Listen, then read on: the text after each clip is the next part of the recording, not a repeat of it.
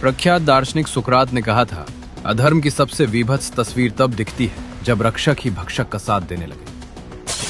पश्चिम बंगाल की पावन माटी पर आज न्याय का गला घोटा जा रहा है। ममता बनर्जी की निर्मम सरकार ने मां माटी मानुष के नाम पर सत्ता तो पाई, लेकिन आज उसी माटी का बेटा, विशेषकर दलित समाज, अपनी पहचान और सुरक्षा के लिए सिसक रहा है।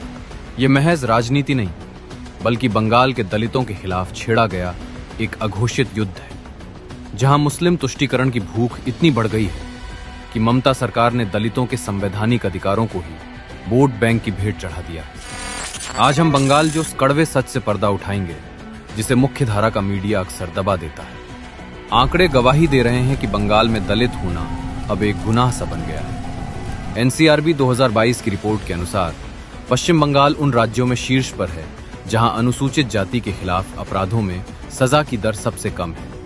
इतना ही नहीं, एनसीएससी यानी राष्ट्रीय अनुसूचित जाति आयोग की रिपोर्ट के अनुसार बंगाल में दलितों पर अत्याचार के 70% मामलों में एफआईआर ही दर्ज नहीं होती। इसका सीधा मतलब है अपराधी बेखौफ है, क्योंकि उन्हें सरकार का वरद हस्त प्राप्त है। तुष्टीकरण का सबसे घिनौना चेहरा ओबीसी आरक्षण में दिखा।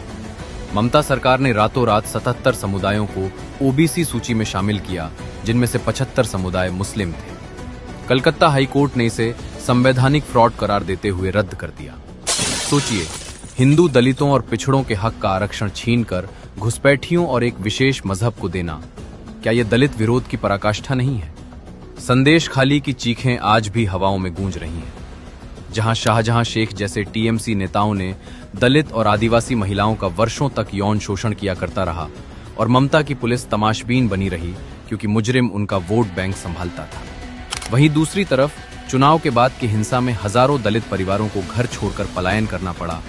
ऐसा इसलिए क्योंकि उन्होंने अपनी मर्जी से वोट देने का साहस किया था। ममता बनर्जी की सत्ता का आधार अब विकास नहीं, बल्कि विभाजन और तुष्टीकरण है। जब सरकार दलितों के आरक्षण पर डकैती डाले और उनके उत्पीड़न पर चुप्पी साध ले, तो समझ जाइए कि वो सरकार अपनी नैतिकता खो चुकी है। बंगाल का दलित समाज आज पूछ रहा है, क्या हम आपकी राजनीति के प्यादे मात्र हैं?